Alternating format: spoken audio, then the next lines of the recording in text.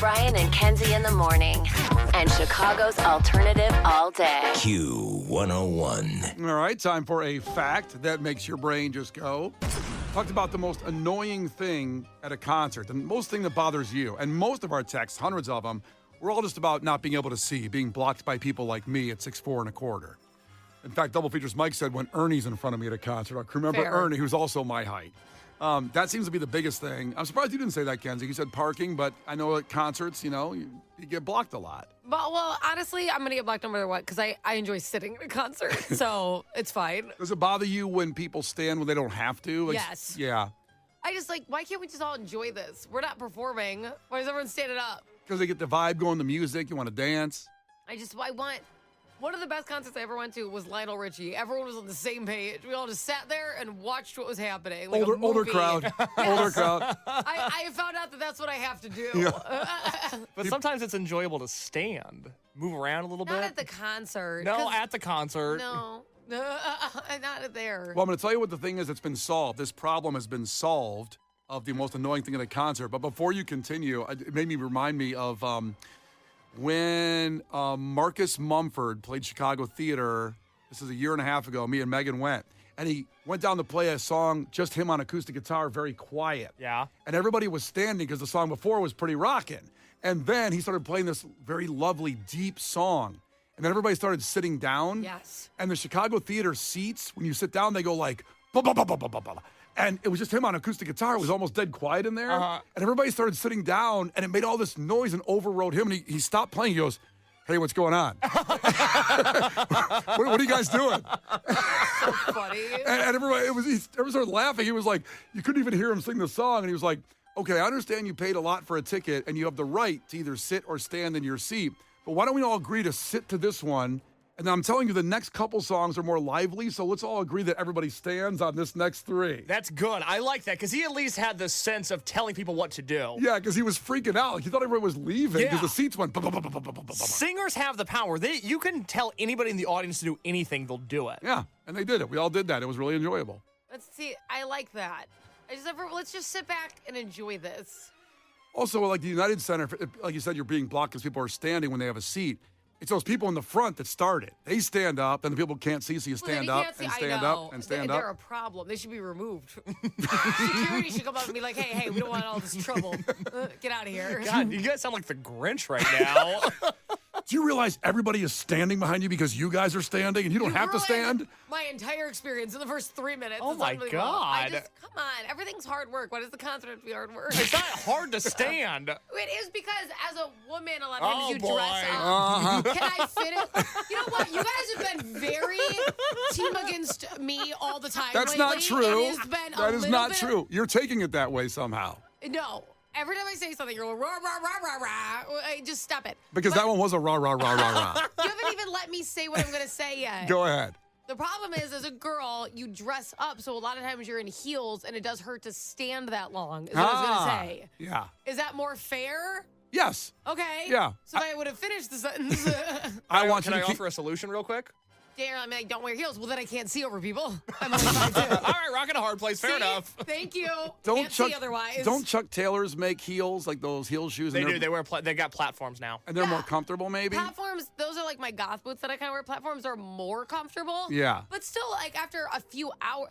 The problem with heels is that I could walk in them all day. Standing in one spot... That's why I sway a lot. That's when it starts to not feel good.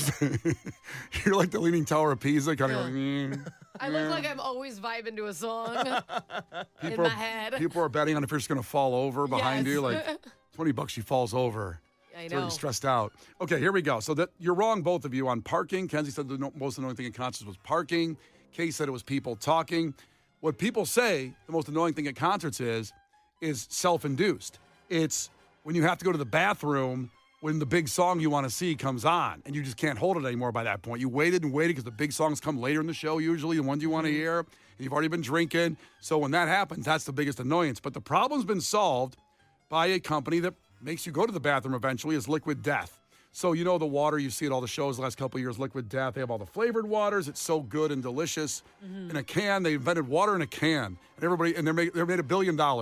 Yeah, because everyone thinks they look cool. They Well, do they're look drinking cool, it. though. That's the thing. I know. Those cans are awesome. I My son showed up with one after a baseball game. I'm like, what the hell are you drinking? I'm like, oh, it's water. The hell is this? You look at Liquid Death and you think it's like Everclear or like a Four Loko or something. So they've solved the problem, and I tried to see if this is really a joke or not, but they've created a diaper that's made out of leather and looks like a heavy metal like jacket, like a black leather biker jacket, but it's a diaper. So it looks like a biker jacket diaper. Yes. Got exactly right. Now, they have a website, Ew. and it's sold out. I still don't know if it's a complete joke, but here's a commercial for it that they made. The scariest place at a show isn't the mosh pit. It's the bathroom. Mile-long lines. What's a music fan to do? Introducing the Pit Diaper from Liquid Death. Now you never have to leave the pit or worry about leaks ever again. Powered by Depend Guards, the Pit Diaper locks away recycled Liquid Death mountain water, flavored sparkling or iced tea, and helps neutralize odor instantly. This is genius.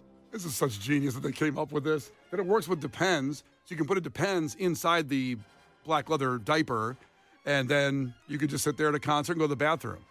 Can I ask a question? Yeah. Why does the diaper need to be themed? Don't you put clothes over the diaper anyways? Well, in their video that they show for that commercial, the guy is not wearing anything else except for the diaper. Question answered. To your point, the ladies dress up at shows, and this will be part of your accoutrement, your outfit. So you could wear that in, like fishnets? Yes. Badass. You look at the video. We'll put it up. It's Patrick Star coated. Now, they have a website that says sold out. Again, I'm not sure if it's a joke or they just never sold them, but it says $75 for the diaper. Is it a box though? Because even Depends diapers at the store, I feel like are pricey. I've never bought Depends. Well, neither have I, but like you can see a price tag. I don't know. They're always next to the, like when I pick up my prescriptions, I always see like the very manly men in their diapers. You stop They by. use the most jacked men for those diaper ads. It's unbelievable. You know, it's funny you said that because I noticed that the other day. They're basically like Jason Momoa in a diaper. They're not showing the guys that are really using those diapers. No offense if you have to use a diaper. It's a bad problem. Oh, these guys are like lumberjacks. Yeah. And they're like, put this diaper on. It's Brad Pitt in a diaper. It's unbelievable. It's amazing. So we'll put a link up to it. It's on our Facebook page right now. Okay. So do you think it's real or it's a joke? Why would it be a joke? Because it's Liquid Death and they're funny people. I don't know. I just thought Well, they're funny people. They're also innovators. Well, I'm telling you, I remember being at, what last show was it last? Oh, it was Pearl Jam. And I knew that they hadn't played Yellow Ledbetter yet. And it came up near the end and they did a montage with Jimi Hendrix' Little Wing in that too, which they never did before. And I had to go right when the first note. And that song has like a 3-minute intro that down, down, down. I'm And like, you're like, this is my time. I have 3 more minutes. I know, but I got to go. And I was in pain. And when it ended, I sprinted. I was on the field at Wrigley Field. I sprinted it. Probably I would have got the first base and beat any kind of pitch. It looked like you were stealing second in a It baseball was game. unreal. So I may buy this thing. I don't know. But you have to see, Kenzie, because you really can't put pants over it. They won't fit. It's an outfit, basically. I just imagine. I don't want to imagine you in it. I have to be careful how I say this. I think you do. But you're definitely not going to look like the Depends ads because those men, they're the best shape of their life wearing these diapers. What are you trying to say? I don't think you're in the best shape of your life. That's fair. Based on what you've told me. Oh, sure, yeah. Brian and Kenzie. On Q 101. You can't defeat her. She's too powerful. Klash with Kenzie. Let the battle begin. Q 101. Huge prize and a unique experience, if you will, because not only going to the sold-out show with Cage Elephant, Q101 Twisted Christmas launches next Tuesday. That sold out in seconds. When we made this announcement a couple months ago, that was gone. But then you get to play ping pong against the drummer, Jared, before the show. It's just unbelievable. I can't believe we made that happen. I'm Great. excited. Very good. Sponsored by our great friends Heineken Silver, Byline Bank, Boost Mobile, and White Claw Hard Seltzer helped us put on Q101's Twisted Christmas. So Mike's competing, checking in. Mike, tell us something about yourself. Hey, Brian, how you doing? I'm doing all right. It's been a rough morning. Right now I'm getting my wife's car all charged up because the battery died, so I was a good husband and let her take my car just in case if anything happened later today. Okay, brownie points. Go Yeah. on. Love that for you. It's going to be a good weekend. Maybe a bad morning. Going to be a good weekend. I hope so. I hope so. Hell yeah, she's gonna want to pay you back. Good stuff. Probably in hugs. Probably in hugs. Oh, I'm sure. Snuggles. Which I'm cool with. I love it. Good thing because my battery's located on my back. Okay. That worked for Mike. Yeah. Remember when Brian said he got kicked out of Chicago for a little while? Yeah. Kind of stuff like that. All right, here we go. First one to 5 wins. Listen carefully. If Kenzie gets one wrong, you can steal a point. She can do the same with you. I hope you win. But if Mike doesn't win, everybody still has a chance at these tickets and the experience. So, Mike, call heads or tails right now. Heads. It's tails. I don't think a listener's won the coin toss all week long. I'll tell you what, he's not having a good morning. I don't want him to be like, come on, I can't do anything right. Let him start. Oh, very Let him just generous. go off. Oh, How about that, Mike? heck yeah. I mean, right now I got a record against Kenzie like the Bears does, so I don't know. Ooh. All right. Mike, you're going to go first, but you got to win to get the tickets, okay? You got it. All right. Here we go. Mike, question number 1. What was Bill Nye's nickname? Bill Nye. The science guy? Yeah, that's it. Good job. That sucks. I would have loved that yeah. Ding. By the way. Kenzie, what famous Greek mythology character flew too close to the sun? Oh, Icarus. It is Icarus. Good job. Like an Icarus. You Yeah. flew close to the sun. It's in Hamilton. A great Iron Maiden song, The Flight of Icarus, as well. I'm about to say that's the only way how I know it. Mike and Brian, you guys should hang out. I think- There's I a lot think- going on. Did we just become best friends? Yep. Yup. There's 2 of them. It's 1-1, and it's back to Brian's best friend, Mike. Mike, my boy, my dude. What animal started the Chicago Fire, the Great Chicago Fire? I'm just going to take a leap of faith. A dog.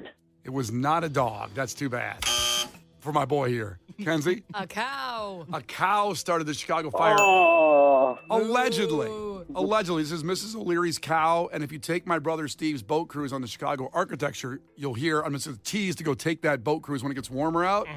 They'll tell you the real story of the Great Chicago Fire and what really started it. And You'll learn all about this cow. it's a dark, dark turn. It sounds like the cow has a complicated legacy. Cow is like OJ. Yes. Can Like you imagine being that cow and being like, really? You think the whole thing's my fault? The whole thing?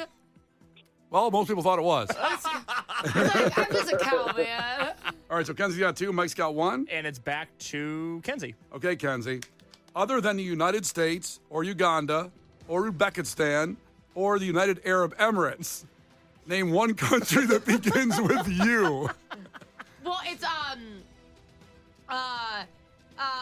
3. Uruguay. Wow. Oh, my Put him God. on the board. Good Lord. I wanted to say one of the other ones. I was like, I've already said all those. Thank you. That's not the one I was expecting you to say either. There's another one out there, a couple other ones that are pretty easier than those. You've said the hard ones this week. I don't know why it's what's popping into my head. So 3-1, And back to Mike. Mike. Oh, Mike, on what day did God say, "Let there be light"? The 4th day? Not the 4th day. Oh, boy. Kenzie? first day. Gotta turn on the First lights. day. Helps you build things. Gotta see, baby. Yeah. Yeah, Mike, he couldn't see like building the earth. Yeah. Yeah, it's been a hard time. It got on a rough one there. Oh, you're the man. So it's now 4-1. And back to Kenzie. She can win and give everybody listening a shot at KG Elephant tickets with a correct answer. Wow, Kenzie, sports question. Oh, crap. What What? what athlete said you miss 100% of the shots you don't take? Michael Scott. No, I'm kidding. It's Wayne Gretzky. It was Wayne Oh Gretzky. gosh. I didn't Also realize quoted by Michael Scott. I didn't know that was in The Office. Because Kenzie's a big Office fan. I thought you wouldn't get that one. I'm sorry, Mike. Oh, it's all right. I will say this, a little plug really quick. There's a new fest happening next year in October, and it's Punk in the Corn, so check it out. It's in Davenport, Iowa. Punk in the Corn? Yep, Punk in the Corn. And do You you know, have, like punk rock in the corn. Get it? I got It's it. actually it's a bunch of indie bands. It's like nothing. It's just a bunch of different genres, actually, but it's not just punk.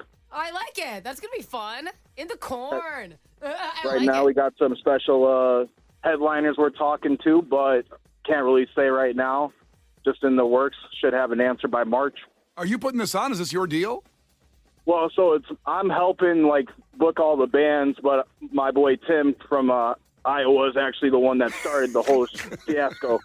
All right. He's also in the court. He's from Iowa. Yeah. Well, let us know when it gets together, and then we'll give you more promotion on it, okay? Sweet. Sounds good. I hope you guys have a great day. Oh, you too, too. Mike. Thanks for playing, Mike. We appreciate you. Unfortunately, didn't win. But, Mike, you can call back in a second. How about 2 minutes and 32 seconds? We will give away those tickets to Cage the Elephant, Night 1, sold out at the Aragon for Q101's Twisted Christmas. And you'll get to play ping pong with Jared, the drummer from Cage the Elephant. 2 minutes and 32 seconds is your chance to win. The Brian and Kenzie Show. On Q101. The Brian and Kenzie Show.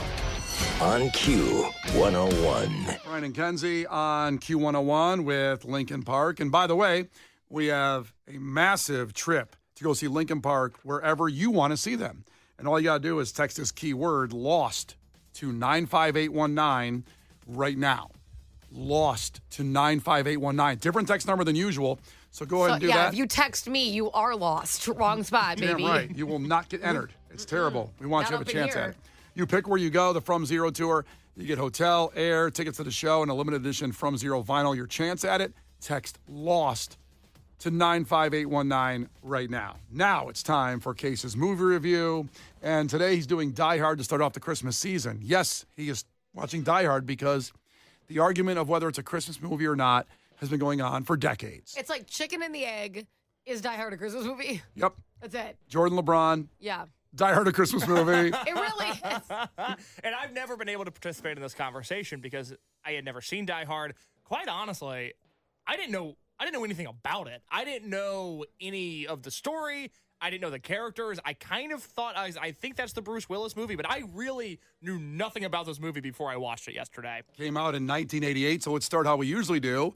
And we'll go back and listen to the trailer. This is the commercial for Die Hard back in 1988. They've got the building. They have already killed one hostage. They've got the odds. They've got his wife. No! Now, he's got one night to get it all back. You really think you have a chance against us, Mr. Cowboy? Yippee-ki-yay. Bruce Willis in 40 stories of sheer adventure. Die Hard. Rated R. Now playing in selected cities. Oh, I love it. What a great trailer. That's good stuff right there. 40 stories of sheer terror. Yeah. It's a really great tagline for this movie. Well, this movie, before you get into it, did change the game with action movies because it wasn't a hulking action star that wasn't fun. And Bruce Willis is definitely fun. And the whole movie, the cast is fun. Is Bruce Willis fun? He's a hard-nosed cop from New York City. Yeah, but he's fun. That is a fun guy. A fun guy. And it does take place. And listen, we'll get your answer on it at the end because I firmly believe, I've always said it's a Christmas movie because of the whole theme of it. But anyway, go ahead, Case. I'm so jealous you got to watch this yesterday for the first time. Your review. At the very end, I will reveal whether or not I think this is a Christmas movie. But for now, let's talk about Die Hard as a movie and just a movie. Got it. It's violent, it's intense, it's death-defying, and Bruce Willis does this entire movie almost entirely barefoot. Yeah. And I couldn't stop thinking about that, about how impressive that was for that character. My feet, when I walk outside on a hot summer day, and my feet are even in the grass, my feet hurt so bad. And he's punching through, or I guess kicking through glass with his feet, and running around this deconstructed office building. That is the most impressive feat I have ever seen any sort of action hero do. And we watched Point Break in The Town, and I've seen Rocky. All of these stunts mean nothing to me because they all had shoes on. And for Bruce Willis to do this barefoot is unbelievable. Isn't it interesting that it's like, wow, a bald guy can do anything. Like every couple of years. Well, they're not disabled. But they're like the strongest. Every couple of years they need a new, really strong bald guy to star in movies. Like it was Bruce Willis. It was what's the other bald guy? And then, Jason The Rock. Statham or No, in Fast and Furious. Vin Diesel. Vin Diesel. Yeah. I remember him from like those like daddy daycare kind of movies. Sure. Remember when he was doing that? Like The Pacifier. That's what I remember him from. Yeah. And then now it's The Rock. Like every handful of years, new, strong, bald guy who can do anything. However, against your point here, Bruce Willis had hair in Die Hard. Did he? Yeah, I don't think I've ever seen him with hair. He had a receding hairline. It was going, but he did have You full know what? hair. It was so far back, I never saw it. Yeah, It was so receded. it was receded. He had a big forehead, yeah, for sure. A lot of forehead. Certain angles, it could be bald. Absolutely. I love Die Hard. And I'll say that up top. Okay, good. I want to hear that. But also, I want to say no other review of Die Hard in the history of movies opened up with him being barefoot. I couldn't stop thinking about it last night, about if I was in this scenario, because I like to put myself in any movie that I watch, and I thought with a movie like Twister, it's like, yeah, I guess in another life I could be a storm chaser, I could see that. In Point Break, I was like, well, I do love to hang 10. I could probably rob a bank, especially in the 90s. It was so easy. Oh, sure. Well, nobody knew anything until like 5 years ago. Technology changed everything. So I'm watching this movie and thinking, could I rescue my wife from Nakatomi Plaza? And if I didn't have shoes on, no chance. No. Not at all. Now, if I had my New Balances on like I do every day, all right, there's a possibility. But barefoot, absolutely not. You think you could do it with shoes on? I think so. Against 15 highly trained assassins. Every one of them had a unique skill to kill people with. Every one of them was different. I'm pretty pesky, though. I am hard to get rid of. Well, those New Balance are good, too. They got Oh, my God. My feet just, it's like walking on a cloud. a lot of grip. So first off, you did say, I didn't mean to interrupt you, but you loved the movie, and I'm so happy about that because I was nervous you were going to say you hated it. No. Love the movie. It is one of those things where obviously Bruce Willis is a star of this movie, and I think a lot of people would come away from it going like, oh, he was so great in it. And he wasn't bad. I don't love this movie for Bruce Willis, though. I love this movie for all of the side characters. I love all of the terrorists. I love Mr. Takagi. Can you save that? Just separately. I love all the terrorists. Can you save it without context, please? That is saved and in the bank. Next time, Case, I'm going to post it on social media. He said what he said. So Case loves all terrorists, pretty much. Okay. I love all the terrorists. I love Mr. Takagi. I love the limo driver. I love the guy that does coke. There's so many great side characters in this movie. It's funny watching this movie from the 80s. I always have the lens, and I don't watch it through like a curmudgeon-y Gen Z type of I'm gonna cancel this movie type of way. But I do like watching stuff from the 80s, going like, okay, what doesn't hold up? It's good that society has changed, but it's fun to look back on the different standards of things at the time. The thing that ages worst in this movie is just the idea of the rowdy company Christmas party where there's guys doing coke and like a topless girl in the office. Yeah. We had the Q101 Christmas party 2 days ago. As far as I know, no cocaine. Well, it was a lunch. Yeah. We can't do cocaine.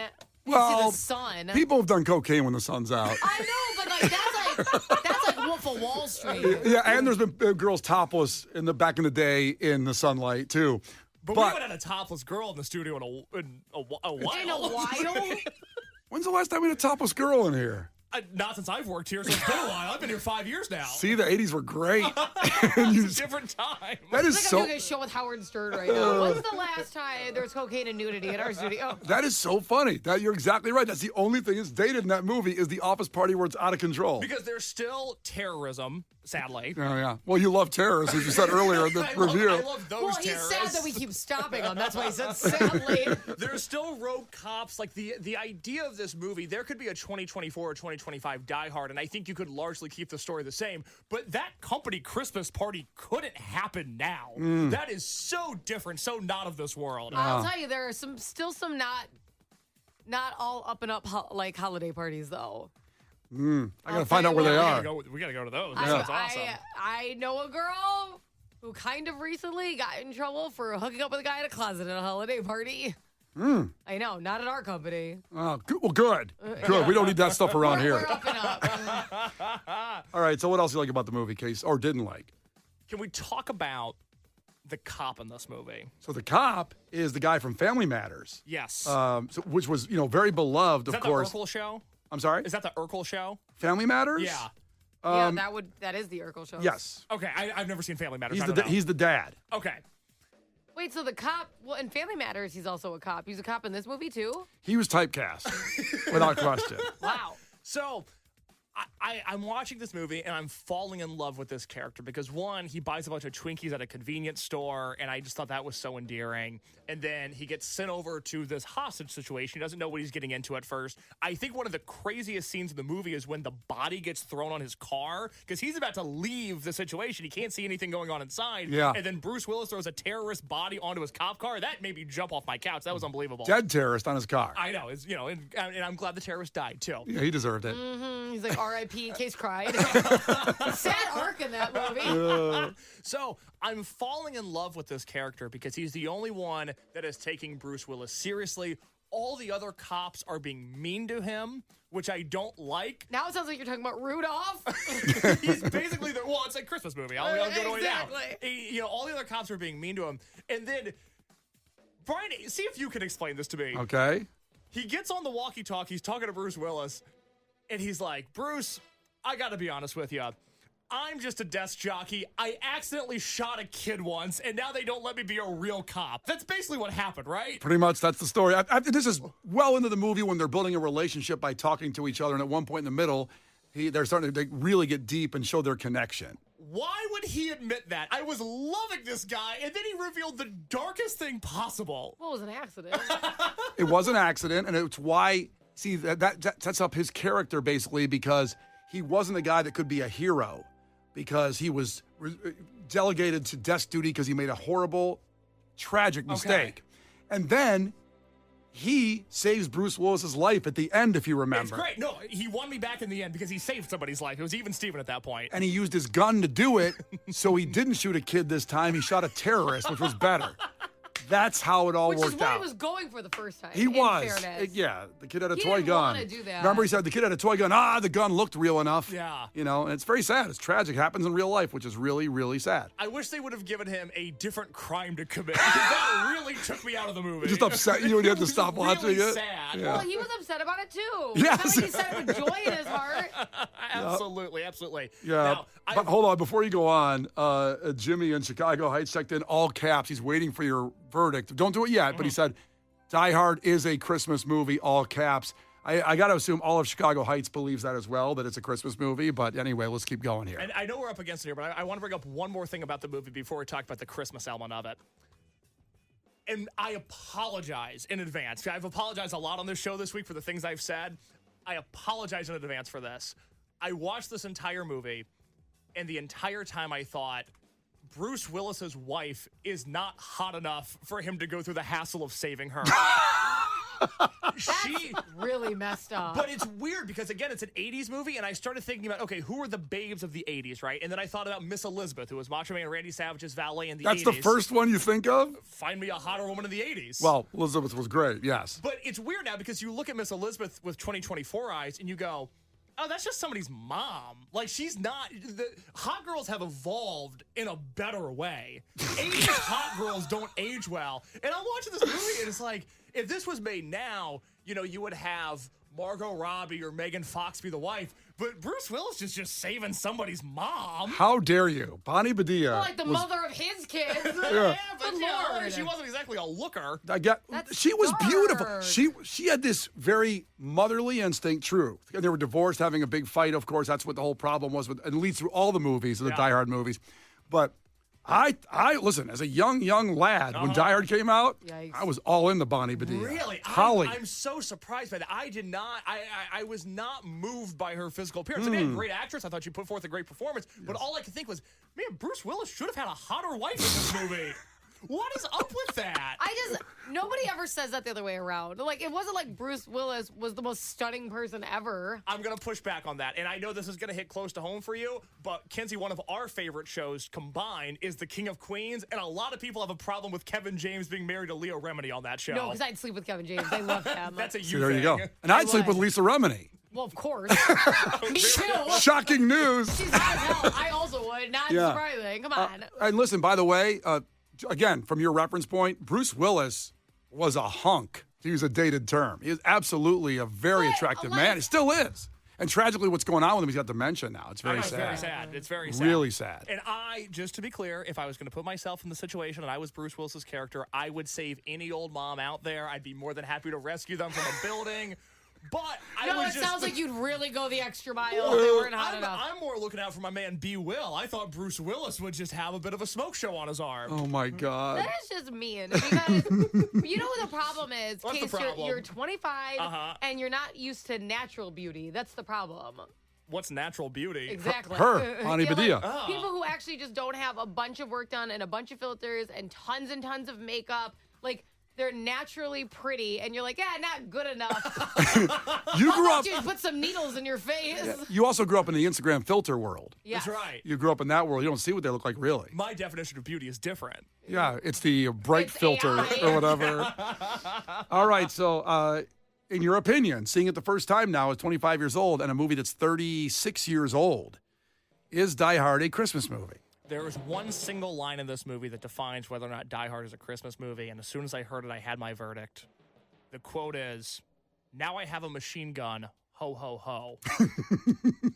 And if that doesn't put you in the Christmas spirit, then my God, you are just the Grinch. Die Hard is a Christmas movie through and through, and I can't wait to celebrate it next to the Yuletide log every year from now. Amazing. Thank you. Now, we have just a couple seconds here. Do you want to give your rating of the movie overall? And I don't know what you're going to use here because you could do shoes because he was barefoot. I don't know. Can I do Average-looking wives. Average-looking Can I wives. do toes because he was barefoot? Can I rate it out of 10 toes? Out of 10 toes, what is Die Hard? This is a healthy, and I mean a healthy 8 toes out of 10. I love this movie. If for some reason you can hear my voice and you've never seen Die Hard before, you need to change that. Damn right. Brian and Kenzie in the morning. And Chicago's alternative all day. Q101.